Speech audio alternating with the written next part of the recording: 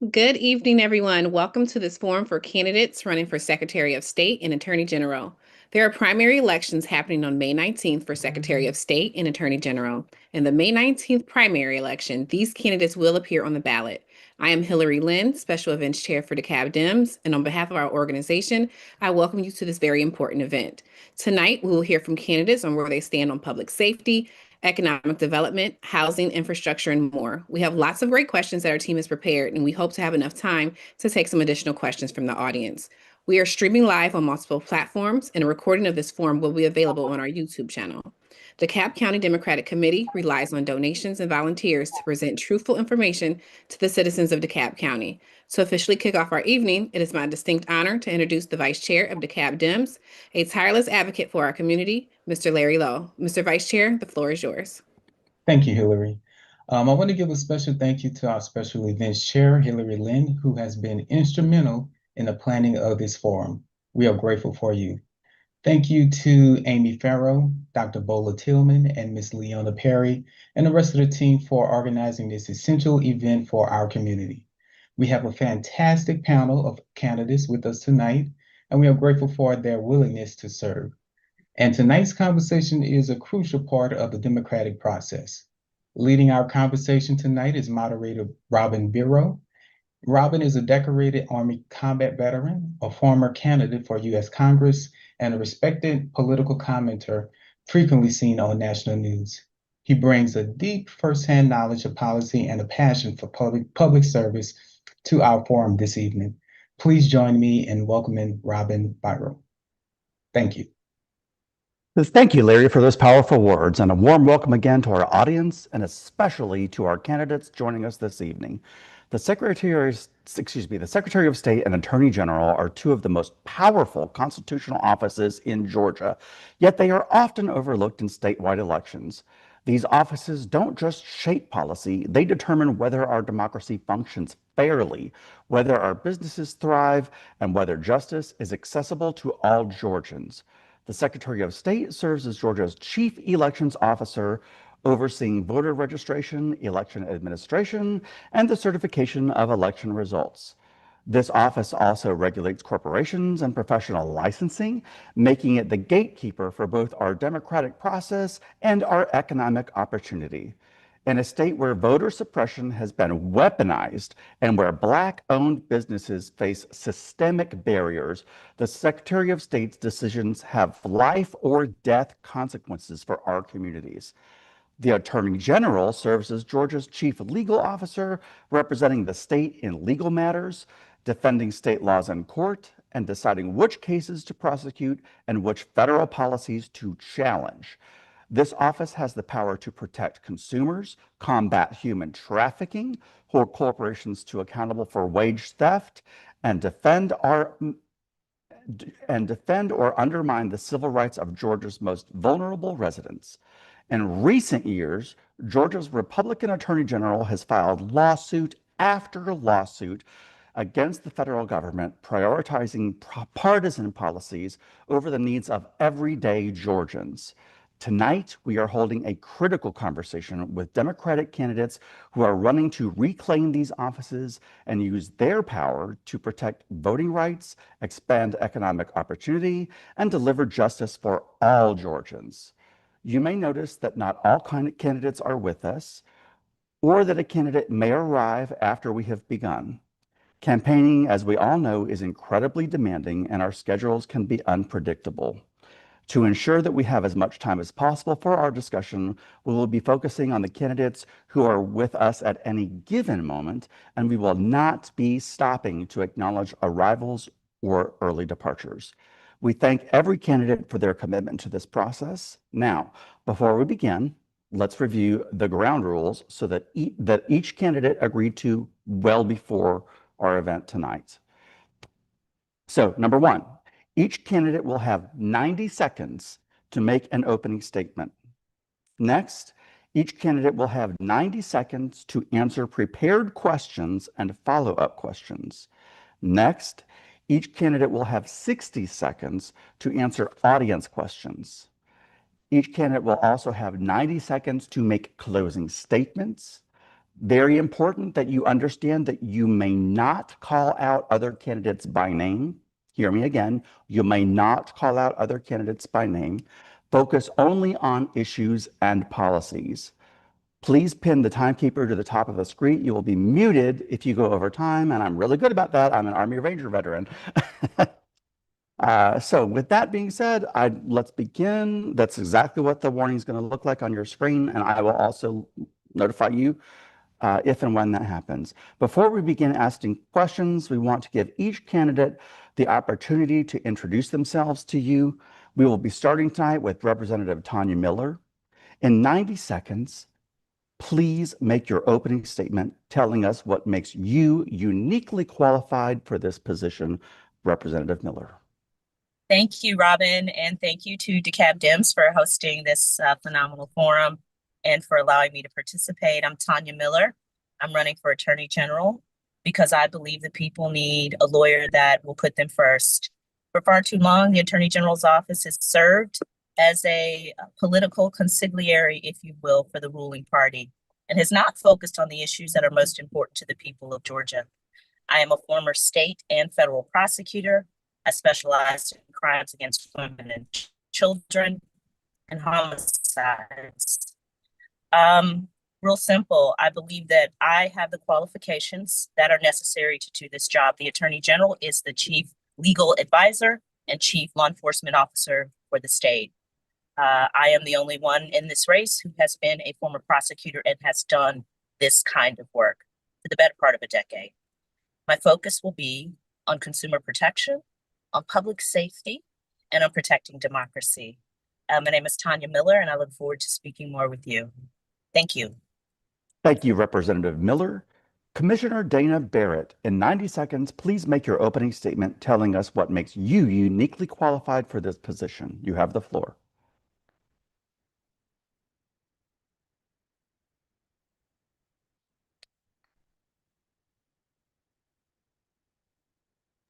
She is not here this evening. All right. Moving on, Judge Penny Brown Reynolds. In 90 seconds, please make your opening statement telling us what makes you uniquely qualified for this position. She is not in attendance either. All right. How about Adrian Consary? Good evening. Good evening. I am Adrian Constaneri Jr., candidate for Georgia Secretary of State. Thank you, DeKalb Dems, for having this fantastic event, and thank you for the opportunity to share my platform. I am someone who understands what it is like to be undermined and neglected by the decisions that are made by the Secretary of State office. Having had my own vote challenged back in 2020 while I was a student at Grambling State, this led me down a pathway of working in voter advocacy, voter registration, voter education, and voter protection in an effort to make sure that every person's voice has been heard, amplified, and valued. I even started my own nonprofit organization to combat this very problem, and I have worked within international humanitarian service to understand how to meet communities where they are before making plans for them, and how to create sustainable cities and communities across the nation. I am Adrian Constaneri Jr., candidate for Georgia Secretary of State, and I am looking forward to serving you. Thank you, Mr. Constaneri, and I apologize for mispronouncing your name. Moving on, we will next be asking Cam Ashling. In 90 seconds, make your opening statement telling us what makes you uniquely qualified for this position. Hi, DeKalb Dems. Thanks for having me. My name is Cam Ashling. I am running for Secretary of State to make sure that our elections are protected, that the sovereignty of our state is defended.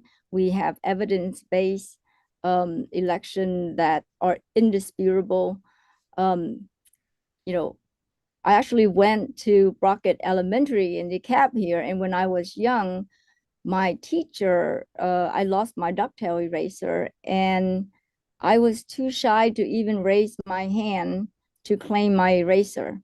I was paralyzed in fear, and I was hesitating to speak, and I never saw it again.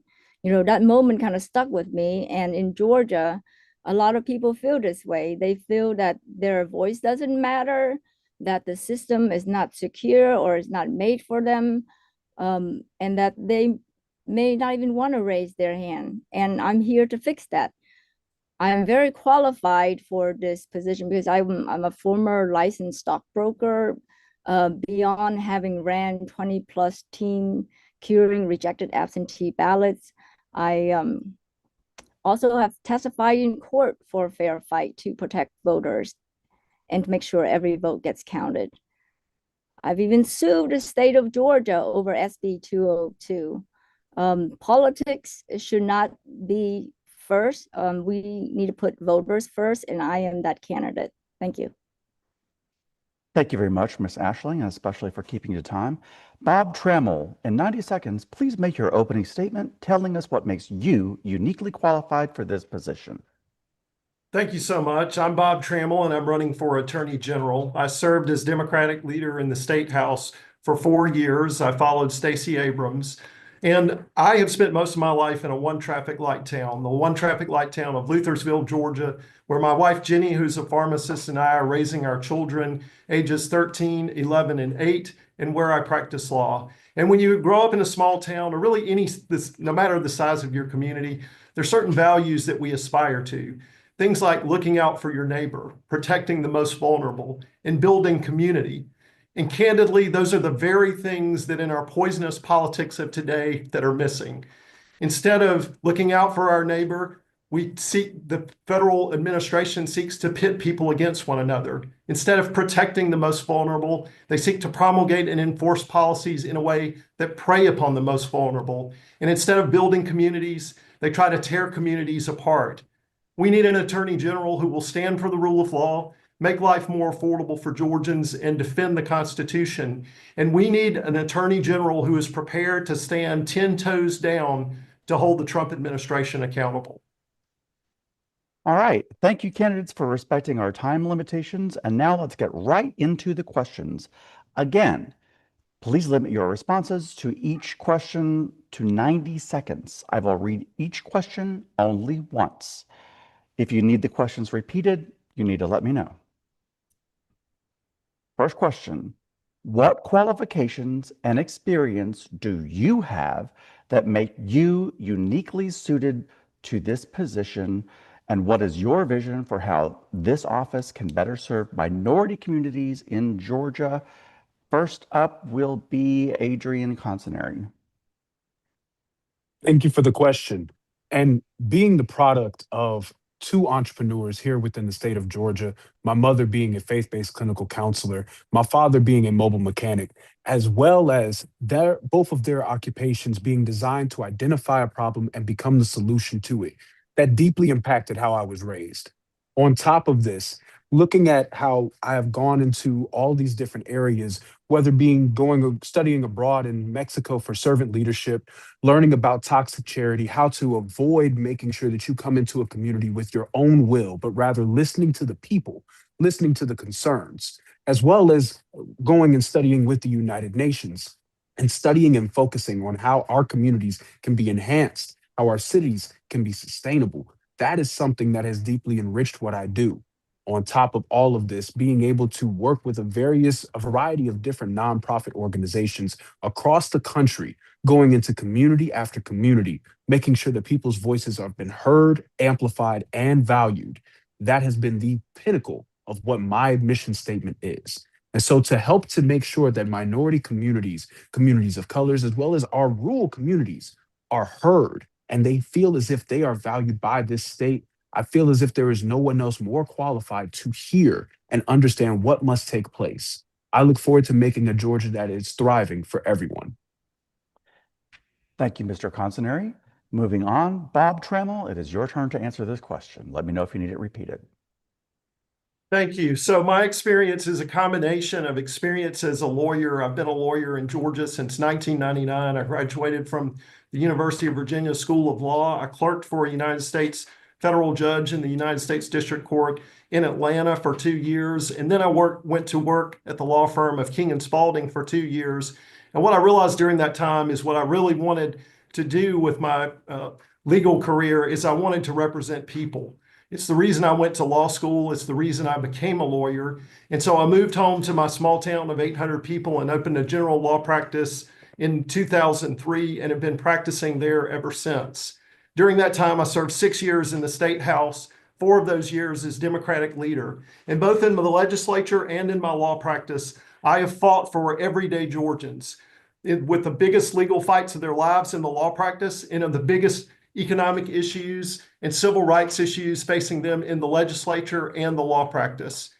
When it comes down to is we need an attorney general who will fight for all Georgians, who will look out for their economic interests, and who will advocate for them, fight against predatory lending, fight against scams, and also fight to protect their civil rights, including the most sacred right that we hold, which is our voting rights. I'll be that attorney general. I've done it in the legislature. I've done it in my law practice and look forward to doing it in Georgia.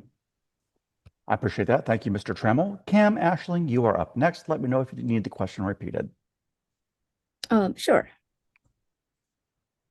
You do need the question repeated? What qualifications and experience do you have that make you uniquely suited for this position? And what is your vision for how this office can better serve minority communities in Georgia?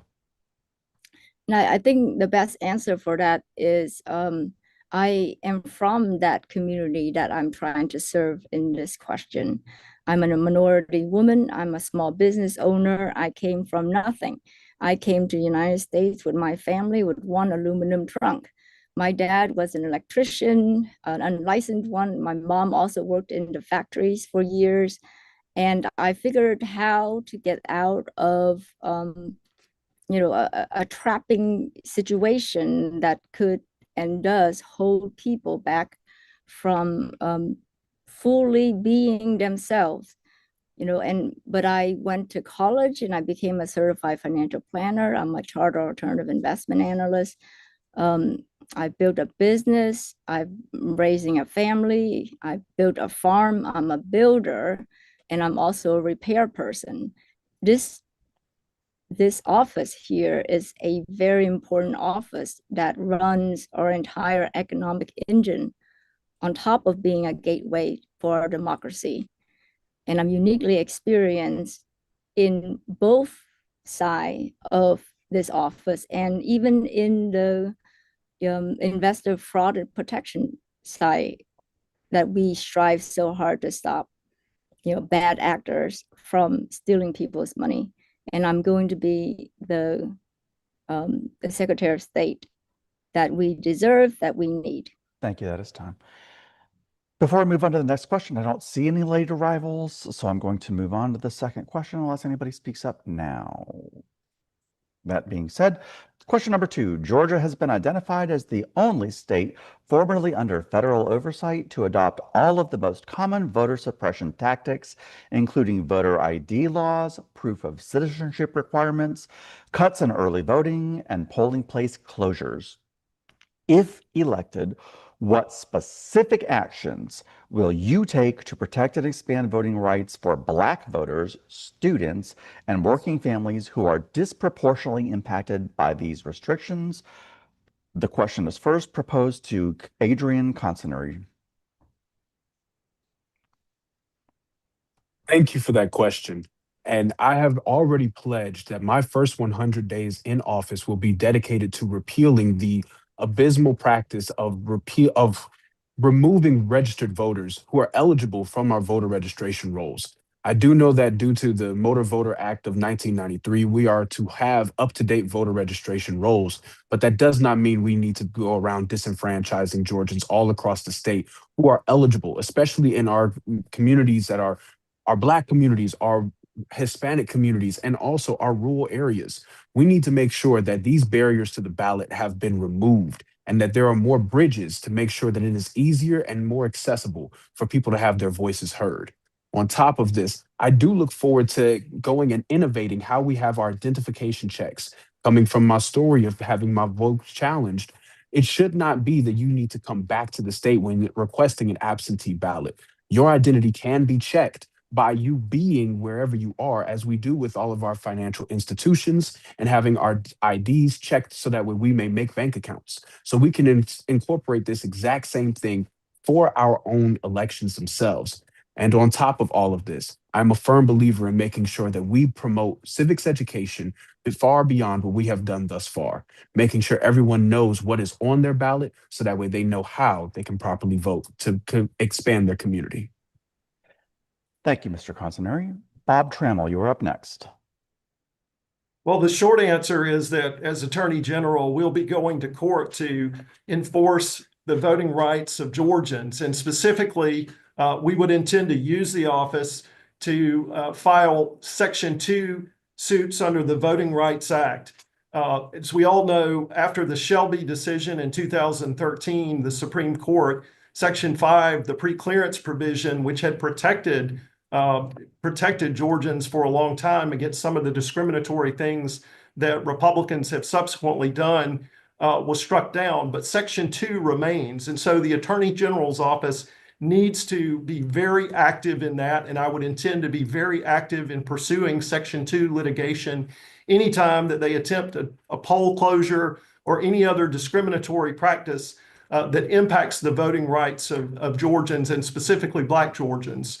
The other thing that I would intend for the office to do is issue very clear legal guidance on what is permitted and what is not permitted to county elections offices, and to do that in a way that looks out for the voters' interests first and protects their rights and makes sure that voters have accessibility to free and fair elections. In anything that's done that has a discriminatory result, we would be in court fighting that fight under Section 2 of the Voting Rights Act. Thank you, Mr. Trammell. Cam Ashling, you have the floor. Let me know if you need the question repeated. So I think the main thing with this office that needs to be reformed is the culture, right? The current office is kind of running the inverse of democracy, where the politicians are trying to select their voters instead of voters selecting their elected politicians. And as Secretary of State, I intend to encourage and make accessible early voting access, voter education, try to get ahead of these laws that constantly suppress us. And I would love to see like a reversal of SB 202. When I was working on the ground, I saw them close polling locations at colleges that we did well at for the runoff because they didn't want college kids to vote. And so the office can control many aspects of how elections are run. And at the same time, we need to fight the laws that are being implemented that makes it so difficult for students and Black voters and families to vote. I would be advocating for a national election holiday, at the very least, for Georgia to have a holiday so that everybody can go vote. Thank you. Thank you, Ms. Ashling. Representative Miller, the question is yours to answer. Thank you. Thank you so much for the question. It's such an important question. Of course, I wouldn't be sitting here on this panel with you guys, being the first African-American woman to even qualify to be Attorney General in Georgia if it were not for the struggle for civil rights, and most importantly, the struggle for the right that begets all other rights, and that is the right to vote. It is more than personal for me. It is essentially the gateway to American citizenship for my ancestors, for my mother, my grandmother, and in fact, my daughter. So, as a civil rights lawyer, I've specialized in civil rights, part of my practice. In addition to having been a prosecutor, I am also now the second 10 years of my career has been spent as a civil rights lawyer, a workers' rights lawyer, and an injured party lawyer, anyone who's been injured, mostly crime victims. So I believe so fundamentally in civil rights that I chose to make a living doing it. It was the lion's share of my practice and still is. So the Attorney General's job, the strongest tool in his or her tool belt is, of course, access to the courts. I would not hesitate to take anyone to court, whether it's under the Voting Rights Act or some other statute, should any impingement on the right to vote be had for all Georgians and any Georgian. It is that critical to me and an important platform of my campaign. Thank you. Thank you, Representative Miller. I would also like to state that I left you off of the last question. My deepest apologies for that. I hate to put you on the spot, but I'm going to restate the last question and give you a chance to answer it in the effort of being fair. Okay. So the prior question was, what qualifications and experience do you have that make you uniquely suited for this position? And what is your vision for how this office can better serve minority communities in Georgia? Thank you for that question. You know, I am a lawyer, obviously a lawyer by trade. I came from a working family, knew all the struggles of working families, saw my mom struggle always as a kid, wanted to help my mom, wanted to stand up for my mom and folks in my community. And that is what drove me to the law. I went to law school, fell in love with the law, graduated near the top of my class, also clerked for a federal judge, and went to big law as well, Jones Day. I started my career there. Ultimately going to be a federal prosecutor working under Jim Comey in New York before eventually coming to Atlanta to head up the white collar crime unit mortgage fraud in Atlanta back at the height of the mortgage fraud epidemic. I was a prosecutor, as I said there, and specialized after leaving white collar in violent crimes, crimes against women and children, and homicide. Private practice, as I stated, I'm a civil rights lawyer. Most of my work focuses on police brutality and conditions of confinement, in addition to being a criminal defense lawyer, state and federal. And as I said, a workers' rights lawyer representing labor unions in workers' rights matters. So that is my experience. I have always chosen work that put me by the people, near the people. It is how I chose to make my living. And, you know, as an African-American woman, I believe that my very existence is a significant aspect to reaching out to the minority community. Thank you. Thank you, Representative Miller. Before I move on to question 3, I don't think we've got any late arrivals. I'll give you one moment. All right, moving on to question number 3. In 2020, Georgia was a victim of election corruption when the former president pressured the Secretary of State to overturn the will of the people. 11,780 votes. We all remember that. As Secretary of State or Attorney General, how would you ensure that public officials who attempt to undermine free and fair elections are held accountable, regardless of their political position or party affiliation? The first person I'm going to call to answer that is Kim Ashling.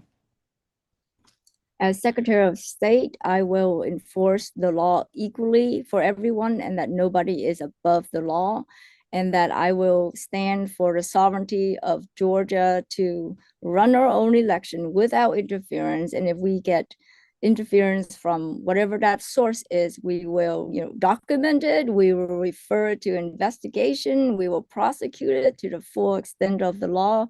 I will be working with every legal avenue and office, including the AG office, to make sure that nobody is going to interfere and manipulate the voices of Georgians. And that's why I'm running for Secretary of State, to defend that sovereignty and to make sure that voters, when they go vote, their vote gets counted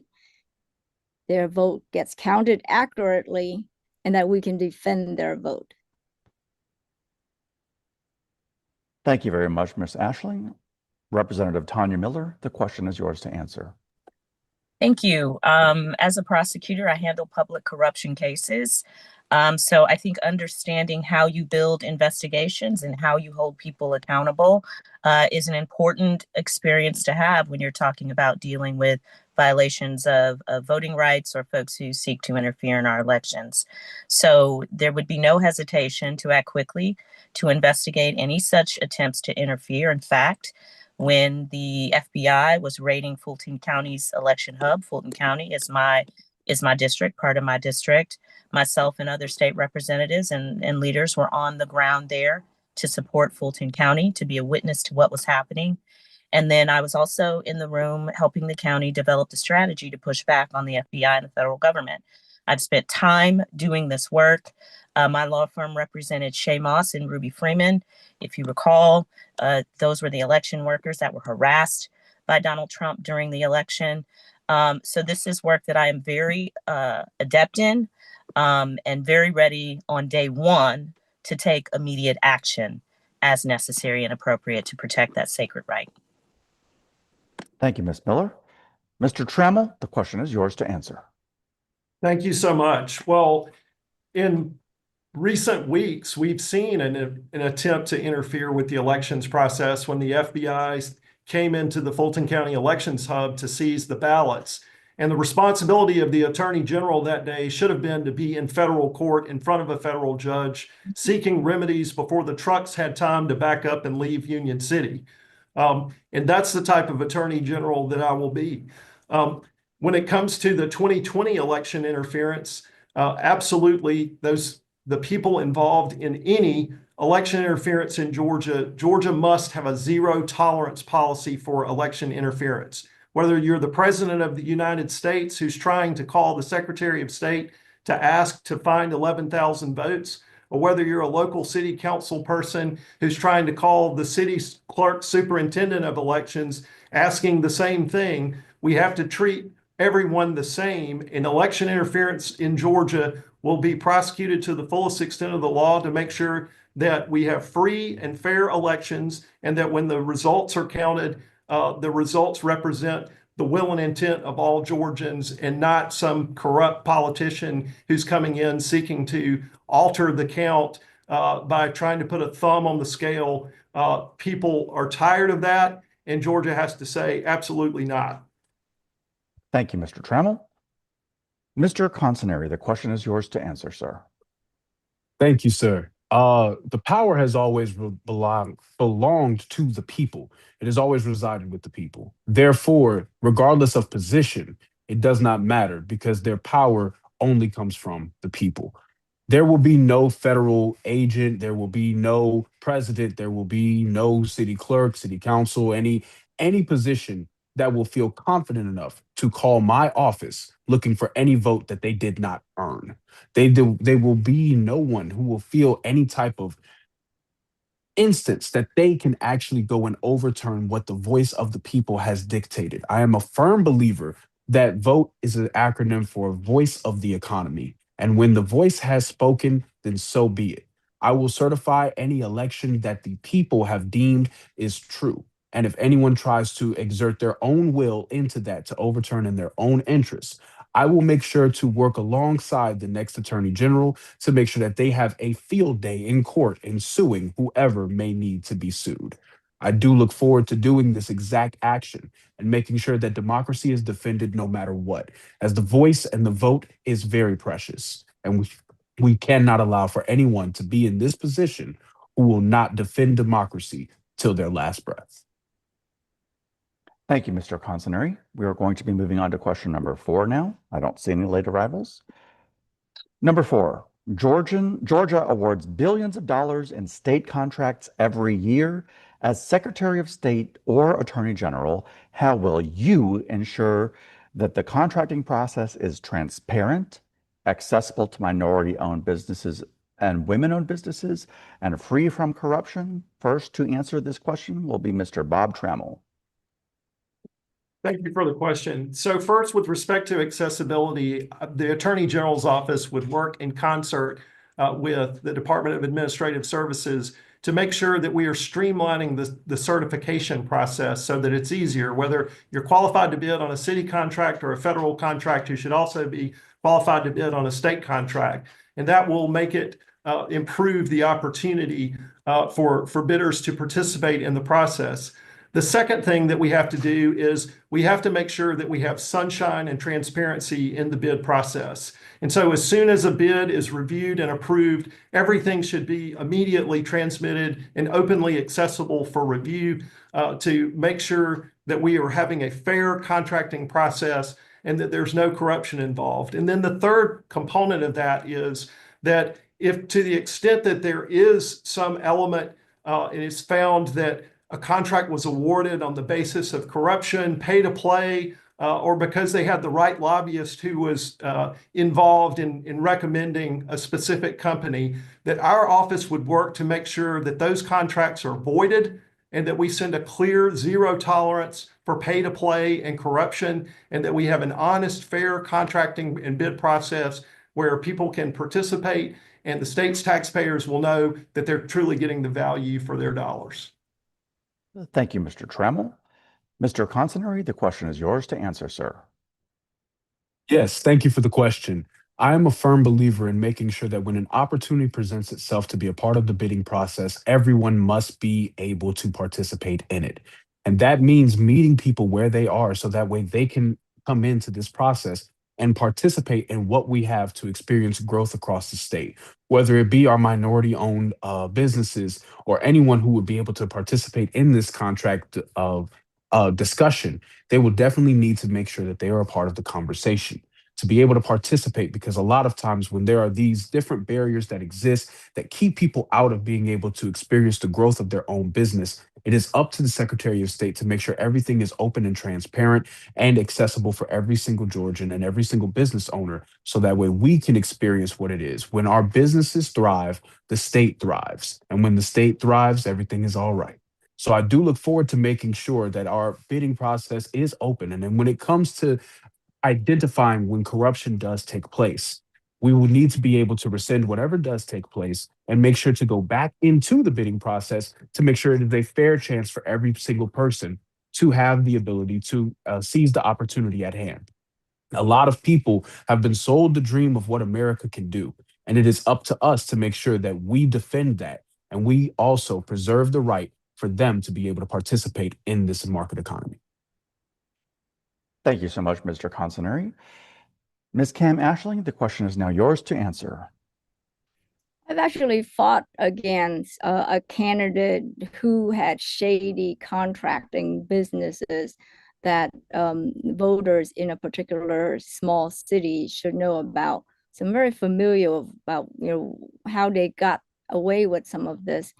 And to increase transparency, as Secretary of State, I would create a public-facing contracting transparency dashboard that can track who is winning contracts, how often, and break it down to who is minority owned, and which company are women owned, and then to make sure that people even know that there are contracts to bid for. I would go out into the community in the same way that we raise awareness, and we would advertise that we have XYZ contract, and we would solicit more minority businesses to apply.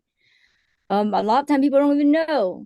And so once they're in the system, we can start tracking to see who is winning. If there's any kind of fraud going on, we can detect it, investigate it. And in the same way, I had to do that for this situation I was dealing with to fight corruption in this city. I will do the same to make sure that it's not one person getting all the contracts and that it's evenly spread out. As a financial person, follow the money. And I will do just that. Thank you. Thank you. Thank you, Ms. Ashling. Representative Miller, the question is now yours. Thank you so much for this question. It's such an important question. When you really sort of think about the advancement of minorities in society, whether it's civil rights or economic justice, you have to really think about the intentionality of Atlanta. I think Atlanta is a good smaller scale example of why it is important to be intentional about things like minority contracting. We know that Atlanta was built, by many folks, but an important builder of Atlanta was Maynard Jackson, who was very intentional about making sure that as projects were being done, the airport was being built, Maynard Jackson Airport, Hartsfield-Jackson, Airport, that minorities were not left out of the economic opportunity, silver rights, as Dr. King termed them. I think the Attorney General can play a really important role.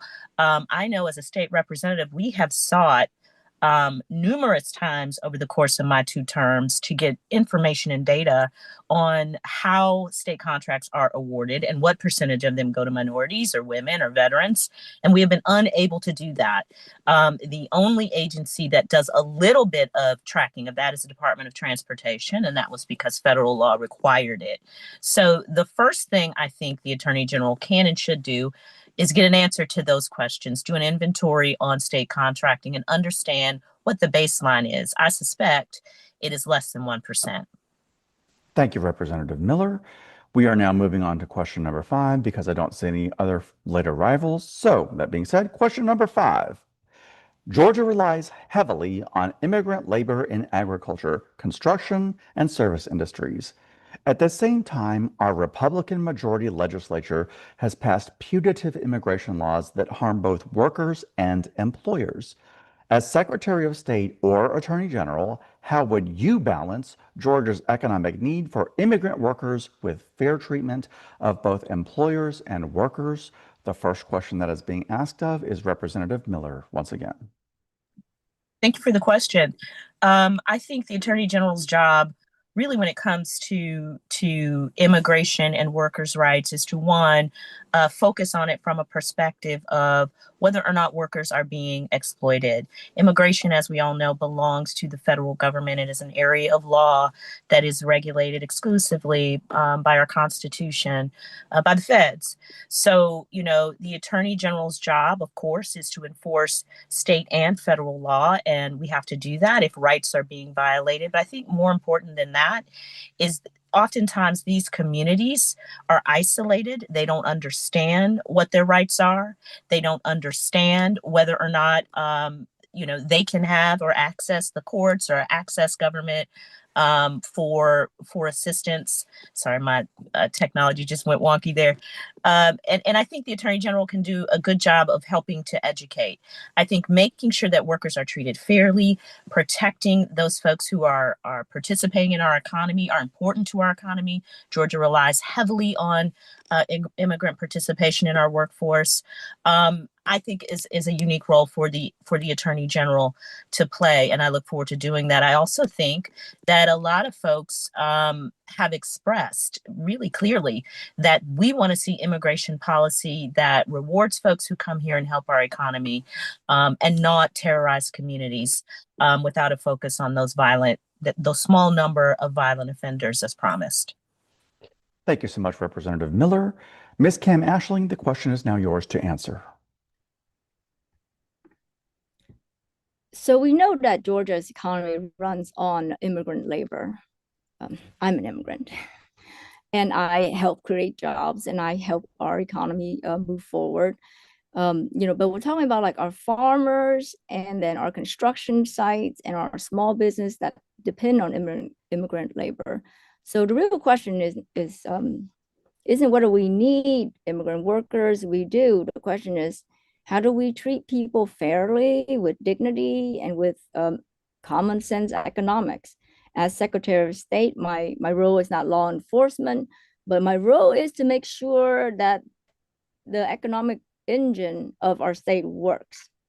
And that means making it easier for immigrant entrepreneurs to start businesses legally, ensuring professional licensings are accessible and fair, and then supporting small businesses that rely on your stable and lawful workforces. And I'll be very clear about this, that policies that drive workers into the shadows hurts everyone. I see this in the Asian community. We do not need an underground shadow economy of workers getting abused. Okay, they hurt workers, it hurts employers, and it weakens our economy. We need systems that are lawful, predictable, and humane. And I will be that Secretary of State for us. Thank you. Thank you, Ms. Ashling. Mr. Consinary, the question is now yours to answer. Thank you for the question. Yes, so the agriculture industry is the #1 industry here within the state, and it is what keeps things running and flowing. And on top of this, with us having such a diverse and a vast agriculture network, you have to go and speak to the employers themselves and talk with them and let them know, hey, you know who is working for you, and you know that you trust those who are working for you. So you should not be devoting yourself to this false rhetoric that is being fed to you by a administration that is making you question who you have working with you. On top of this, we need to be able to go to our unions, speak with them, and work with them in an effort to create a safe working environment for people who are immigrants and be able to have them go to work and not feel fear of what may take place or what may come through that can prevent them from being able to go to work. It is not illegal to go to work. And it is a lot of different individuals who unfortunately feel fear because of the current state that our nation is in.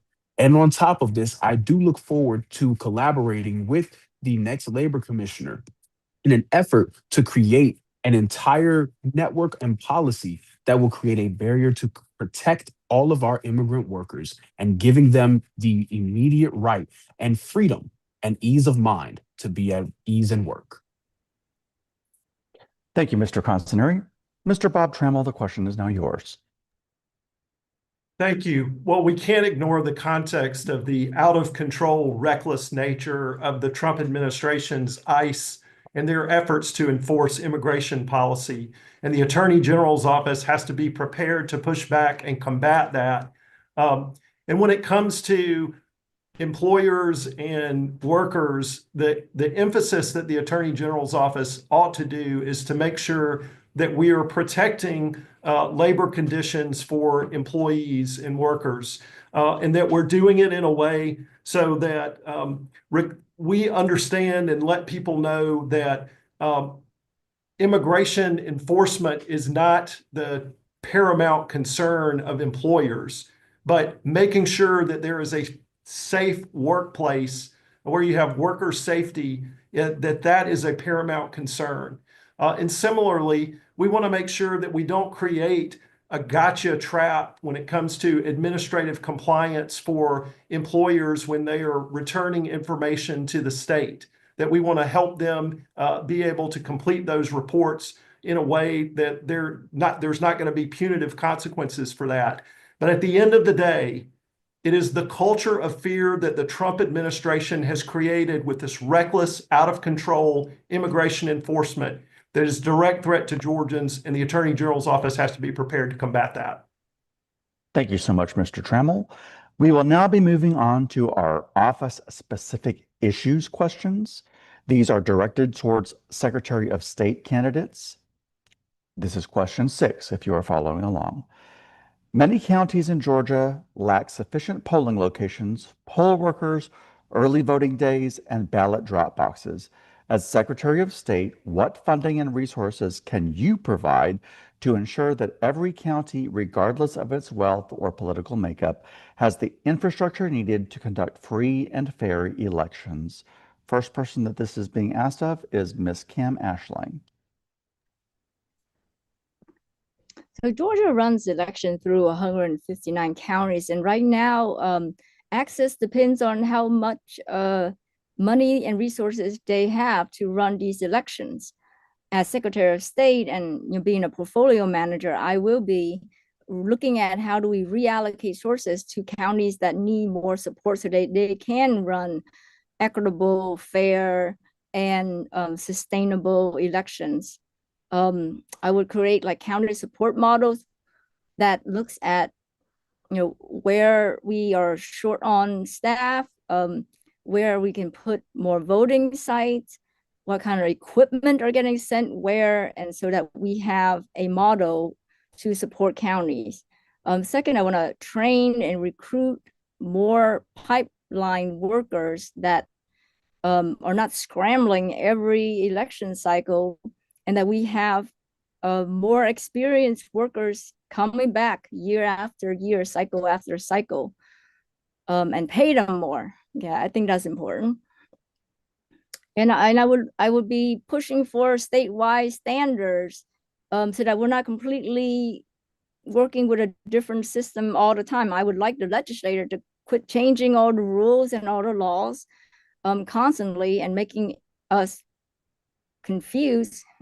But we can overcome all that with more training, a better allocation of resources, and I will do that as Secretary of State. Thank you, Ms. Ashling. Mr. Consineri, the question is yours to answer. We are on question 6. Absolutely. I do agree with the previous point about the legislators definitely stop making these different changes to our elections every single time. But what I will do as Secretary of State is go in and actually work with the communities themselves. There was an issue and a situation taking place in Paulding County where unfortunately there were 21 voting precincts and they had made the decision to try and go down to 7. That unfortunately disenfranchises far too many voters in an area and makes it to where thousands are unable to have their voice heard.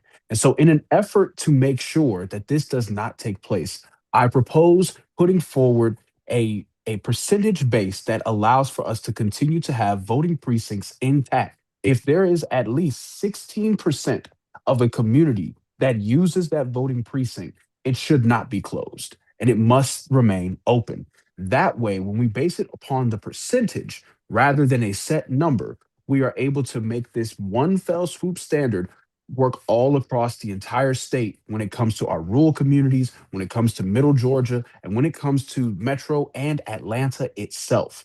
Therefore, everyone will be able to have their voices heard. And the final thing that I will add into this question is that it's not a factor of if we have the funds. We have the funds. We need the next governor to open up the rainy day fund and allow for us to have the fair and secure elections that we know are possible here in the state of Georgia. Thank you, Mr. Consinori. For those following along, in the interest of time, we will now be skipping question 7. Again, skipping question 7 to keep time. So we will be moving on to our questions for Attorney General. Give me one moment to decide which of these I will be asking, because we can only answer one.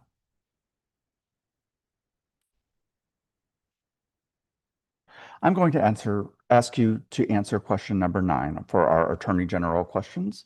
Question number 9. The Human Population Review listed Georgia as number 5 amongst the states for cases of human trafficking. Georgia also has 71,000 gang affiliates and over 1,500 gang networks across the state. Black women and girls are disproportionately impacted by human trafficking, and Black communities are disproportionately impacted by gang violence. As Attorney General, what strategies would you implement to address these crises while also addressing the root causes of violence and exploitation? That will be asked first of Representative Tanya Miller. And it looks like she dropped early. She dropped early. Mr. Trammell, you have the question. Thank you so much. So the first part is an emphasis on prevention. And you can't prosecute your way out of these problems when it comes to gang violence. But we must focus on ending the school to prison pipeline, and we have to devote attention and resources to making sure that we are addressing root causes, that we are providing economic opportunity in communities, that we are helping people before they join a gang. When it comes to the issue of human trafficking, that is an issue that the Attorney General's office can lend great resources to in partnership with local district attorneys to make sure that we are attacking and preventing the exploitation of women and also of immigrants in our community who are subject to labor exploitation. And the Attorney General's office needs to make sure that we are taking the worst cases and prosecuting them to the fullest extent of the law and maximizing the resources that we have on that. But again, on the gang issue, I think that we need to make sure that we are investing in prevention because if we're not addressing root causes, the problem will persist. Thank you, Mr. Trammell. I'd like to announce that Representative Miller had a meeting and she will no longer be in attendance. That happens. We've all experienced that before as candidates ourselves. So we are going to be moving on to hard stop for prepared questions, audience candidate questions. Everyone will have 60 seconds to answer each question. These are pre-selected questions that audience members themselves submitted. Question number 1. According to the Drug Policy Alliance, Georgia is one of the global leaders in incarceration of its people, far exceeding both the domestic average in the United States and that of all other countries worldwide. Black Georgians are disproportionately impacted by mass incarceration. As Secretary of State, or Attorney General, this is being asked of you both, which is your strategy to address this punitive and costly failure of justice? This is being asked first of Ms. Cam Ashling.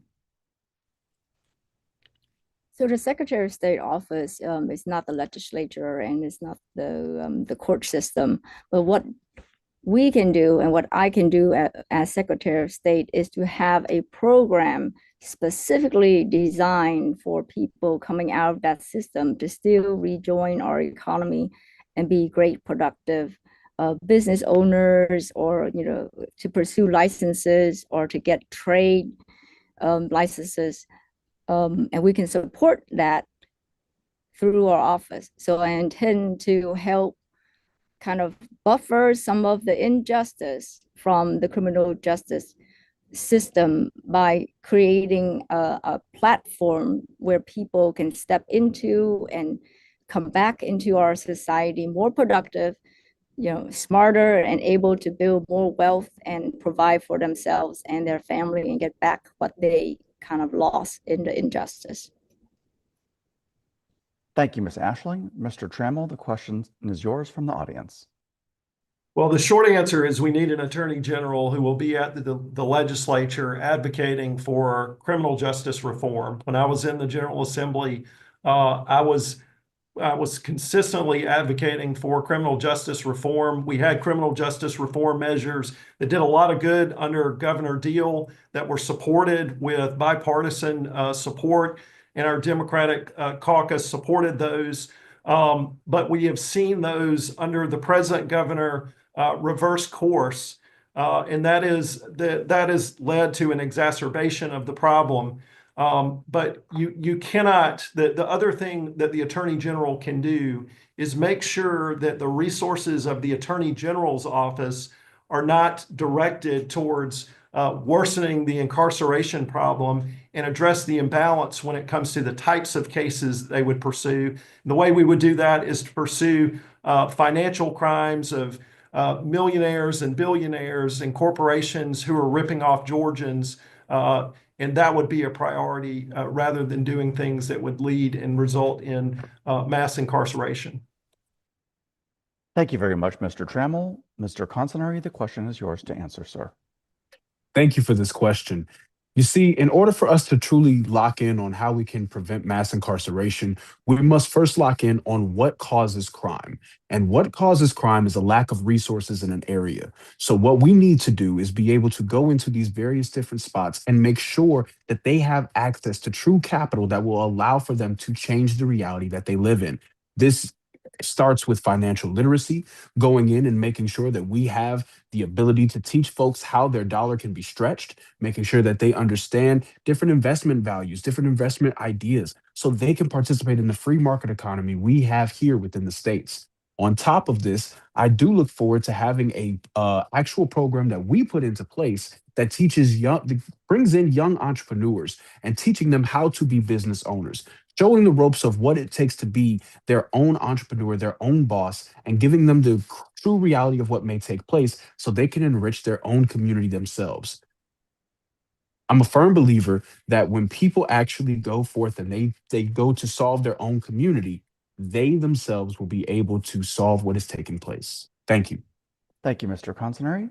We are moving on to our second audience participation question. Republican Attorney General Chris Carr has filed at least 11 multi-state lawsuits accusing the federal government of overreach, including challenging COVID vaccine mandates and federal immigration enforcement.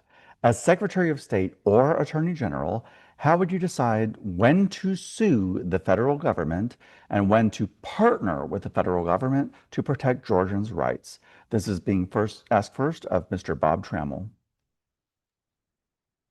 So the short answer is when it's to protect Georgians, we're going to sue the federal government if the federal government is trying to do something that harms Georgians, whether that's violate their constitutional rights, whether it's try to take away congressionally appropriated funds for after-school programs, and whether it's to take away the Trump administration's efforts to take away SNAP benefits, whether it's the Trump administration's efforts to illegally impose tariffs after the Supreme Court said that they were unconstitutional and he couldn't do that. Those are the things that affect Georgians. It affects their lives. It affects their businesses and their wallets. Those are the times that we would go. And if it affects the civil rights of any Georgian, we're going to sue the federal administration when they attempt to violate the rights of Georgians. Protecting Georgians is the touchstone, and that's how we'll decide when to sue the federal government. Thank you very much, Mr. Trammell. Ms. Ashling, the question is now yours to answer. So I intend to have more registrations of businesses, and that will produce more revenue for the office. I'm going to work on getting 100,000 more new business registrations, for some more people start businesses.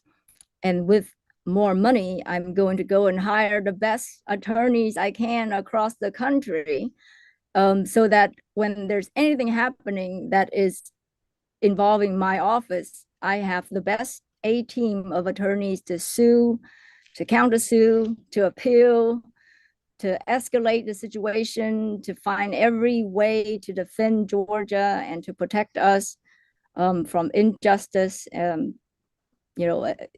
Because this office has a great deal of power. We just not had a Secretary of State that used it for the people. And I will do that. Thank you. Thank you, Ms. Ashling. Mr. Consinori, the question is now yours. You have the floor, sir. Thank you for the question. And truth be told, I can tell you when we need to sue the federal government. And that's definitely if this Save America Act passes, which would go and directly disenfranchise too many of Georgians across the state, as this would implicate that we need to have new voter registration processes of turning up in person to an election office, as well as having to bring a birth certificate or a passport. If there is any situation where someone needs to go and buy a passport in order for their registration to go through, then that is a poll tax, and that directly is going against the constitutional amendment of the 15th Amendment, as well as if we have anything happens with the 24th Amendment. I believe I actually have those switched. My apologies. The 24th Amendment making it a constitutional infringement if someone has to pay a poll tax. And then if we have it to where people's last names have to be changed and they can't bring in their birth certificate, then something is wrong and we need to address that. And I look forward to making sure that that takes place. Thank you, Mr. Consinori. We are moving on to our last audience question. This is question 3. As Secretary of State or Attorney General, if you receive pressure from powerful political figures, whether from your own party or the opposing party, to compromise the integrity of Georgia's elections, will you refuse? Moving on, will you, more importantly, go beyond just saying no, and will you actively prosecute those who attempt to interfere with our democracy? Very important question. It is being asked first of Mr. Consinori. Thank you for that question. Anything that is not of the Constitution and of the state constitution that does not go and shine light upon the voice of the people and undermines them in any light or fashion will not be permeated from my office. And also with that being said, if there's any situation where someone may try to impose their own will in any facet, whether Democrat or Republican, I will defend all threats, whether foreign or domestic, to make sure that the voice of the people is heard, amplified, and valued. And if that means we have to go to court, we will go to court. If that means that I have to do a press release, we will do a press release. If I have to do a press conference, we will do a press conference. But the voice of the people will not be abated, it will not be silenced, and it will not be stopped. And I will make sure that our democracy is defended no matter what. Thank you, Mr. Consinori. Ms. Kim Ashling, the question is yours to answer. Having come from the nonprofit space where I've been nonpartisan, I'm a very valuable asset in this situation because I'm kind of immune to political pressure. I've operated as an independent person. I operate as an independent financial advisor. I don't even like brokers telling me what to sell to anybody.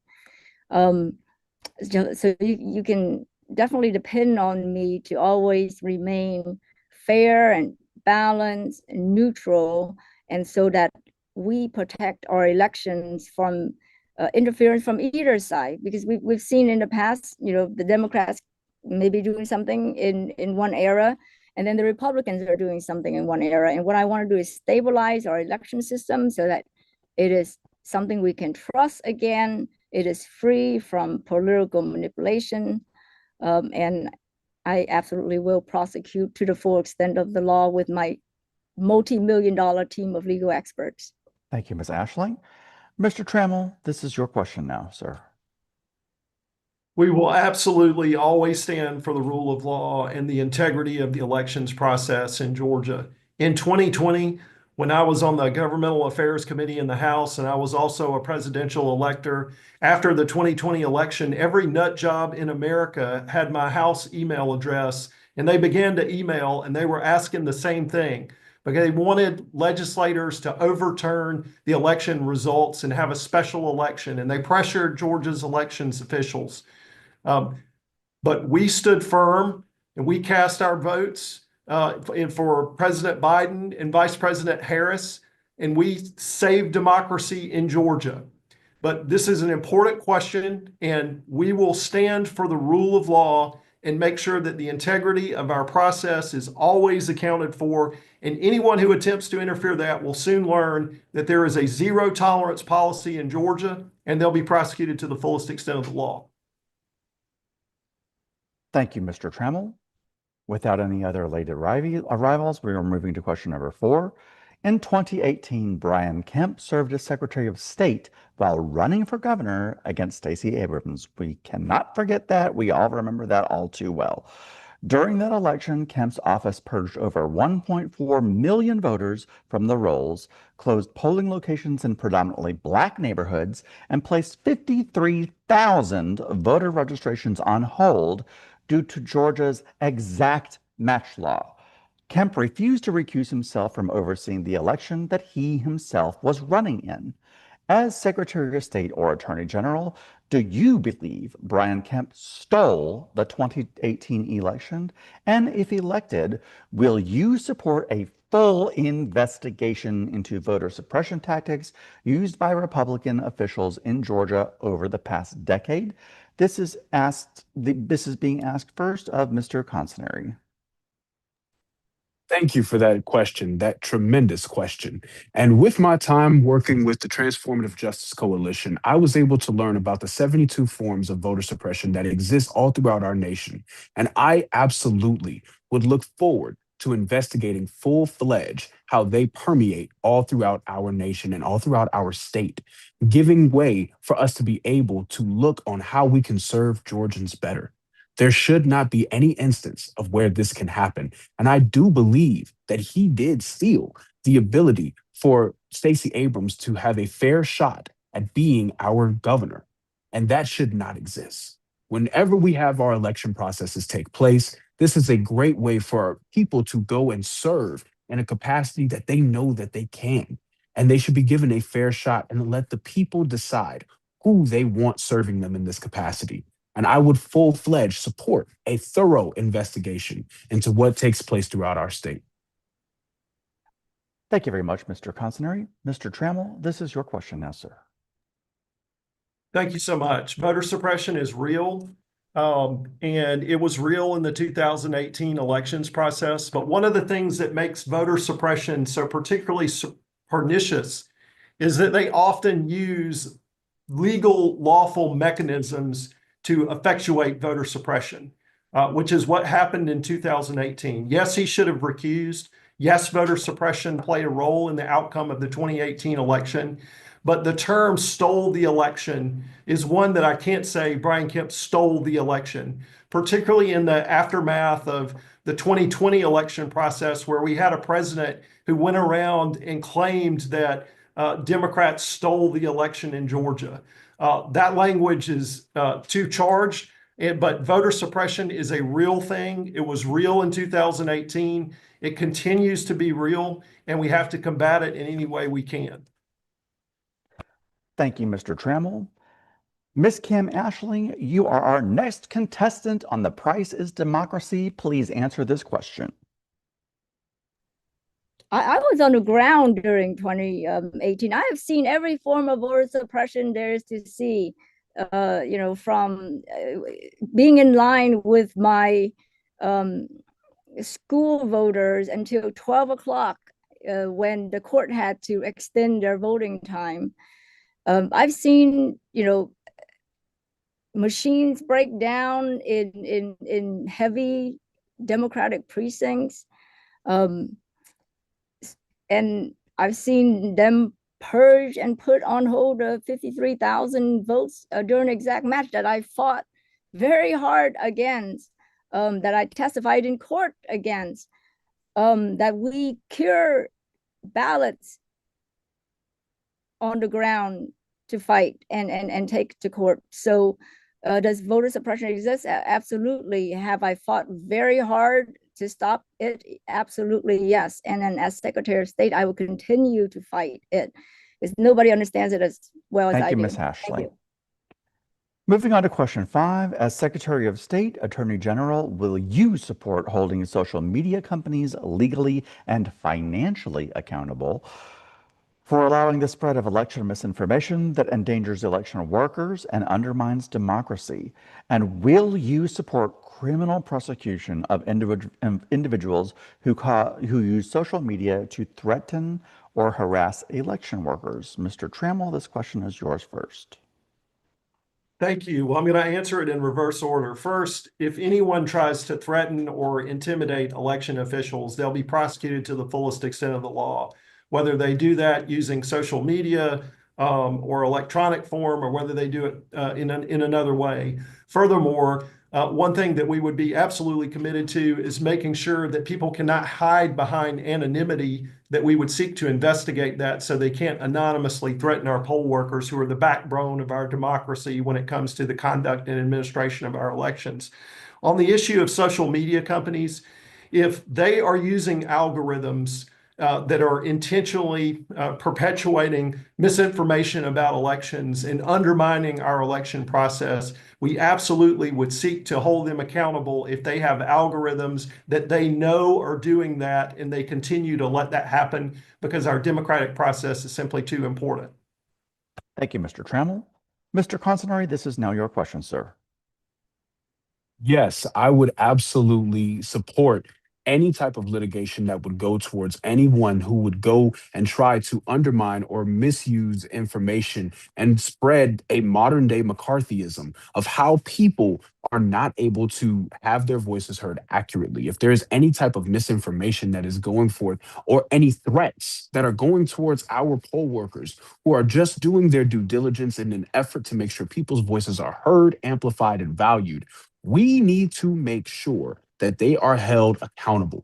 There cannot be anyone that goes forth and they threaten our democracy and threaten those who would work to defend it in any such form and fashion. So I definitely look forward to working with the next Attorney General and anyone that I can, as well as the next governor, to make sure that all of the information that we have coming out is accurate, is true, and is fact-checked so people can trust that their voice is amplified, heard, and valued.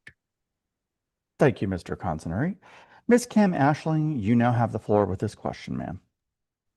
So one of the things with the Secretary of State office right now is we're lacking in investigators, right?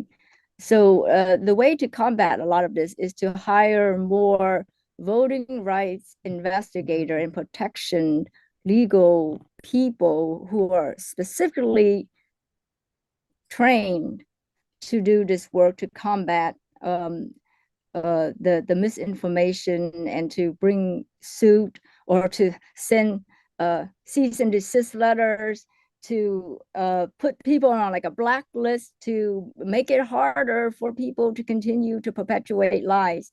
And if anybody is threatening our poll workers, my poll workers, they're going to get the full the hammer of the office, because I will beef up this office so that it is legally impenetrable. Okay, and I've worked with election protection attorneys suing the state before, and I know where I can find our advocates. And so I will be doing that as Secretary of State. Thank you, Ms. Ashley. Congratulations, you've all answered all of these questions. Kudos to you. We are at the point of this presentation. We are moving on to candidate closing statements. Miss Kim Ashling, you have the floor with your closing statement. Thank you. You know, Georgia gave me and my family everything. I came to the United States with like an aluminum trunk, and I came as an immigrant child that had nothing. And through actually not having parents who gave me very much, I built the system, and I built myself, and I built my practice so that I could have this American dream. And as Secretary of State, I want everybody in Georgia to have that dream still. I will square it up and clean up our election system so that it's fair for everybody. I will revamp the business licensing division that is a wreck and has a 2.1 customer satisfaction for review, and I will take that to a 5-star operation. I will run the Secretary of State office like a business and not just a paper pushing office as it is. I will proactively go out to grow our economy with more business licensing and more business registrations, and encourage our young people to be the very best that they can be, and give them the structure and the help that they deserve. People tell me this office does not communicate with Georgians, and I'm going to change that for us. You will love what I make and create. Vote for me, Kim Ashling. Thank you, Ms. Ashling. In 90 seconds, Mr. Consary, can you please give your closing statement? Yes, sir. And thank you for this opportunity. You know, I'm a firm believer that when the Secretary of State office operates on and is firing on all cylinders, the rest of the state thrives. And I look forward to making sure that this state is able to have that happen. I am of the generation that will inherit all of the decisions that this office will make in the next 4 years, as I am 26 years old and I'm the youngest person in Georgia state history to ever run for this position. However, age is not something that dictates if someone is qualified for this job. My experience, my passion, and my will to make sure that this office operates properly and that you are heard, amplified, and valued no matter what will drive us to a great spot to make sure that Georgia is on the map for everyone. If you believe in this vision and if you believe in what we can do, support my campaign, support a candidate like me, and let's get into this office. Let's win this. Let's defend our democracy, and let us move forward to a brighter day. I'm Adrian Constaneri Jr., candidate for Georgia Secretary of State, and I am ready to serve you. Thank you. Thank you very much, Mr. Constaneri. Mr. Trammell, please present your closing statement in 90 seconds or less. Thank you. Thank you for the DeKalb. Thank you, DeKalb, for having us tonight. If you're on this call live, or whether you're joining this call and watching it on video subsequently, you care about your country and you have great concern and frustration about the state that we find our country in today. We have an administration that in Minnesota is daily running over the constitutional rights of American citizens and tragically resulting in the death of Renee Good and Alex Preddy. Right here next door in Fulton County, we have a Trump administration who has sent the FBI in to seize ballots and attack on the voting rights of all Georgians. And every day we witness a Trump administration reckless and out of control in decision after decision after decision. And we ask, is there anything that can be done? Attorney generals across the country are literally the last line of defense when it comes to holding the Trump administration accountable and checking this out of control recklessness that we witness every day. We're building the campaign to hold the Trump administration accountable in Georgia. And we ask for your vote and support in helping build that campaign. BobTrammell.com. Thank you, and God bless you, and keep the faith. Thank you, Mr. Trammell.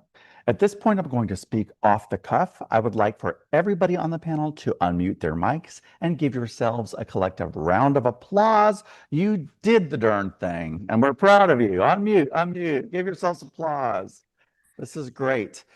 So I want to say that it's very difficult. I was political director of Fulton County for a number of years, and it is very difficult to recruit candidates to run for office. It costs a lot of money. It takes a ton of time to do. It is a drain on your family. They all have to be bought in on this. It is a massive investment. I encourage all of our candidates, please drop your websites into the chat. Tell people how to get involved in your campaign. To the audience members, they all desperately need your support. They need you to host meetups at your homes. They need your money. They need boots on the ground knocking on doors. We are all veterans of this political process, and it requires all of the help of everybody that is listening tonight. Share this with your friends this isn't done here. What happened tonight needs to be shared on social media. Share the stream of this. It will be uploaded to YouTube. We need to get the message out because it is imperative that we turn Georgia blue. We have a momentous opportunity to make that happen right now. The polls, I deal with this every day. I speak 6 days a week, 3 times a day on national news against conservatives and conservative media. We have a phenomenal advantage headed into this election to capitalize on their failures. So I want all of you to work extra hard at what you're doing. Get the message out. This is not the time to rest on your laurels. Share this, share it with your friends, explain the importance of getting involved.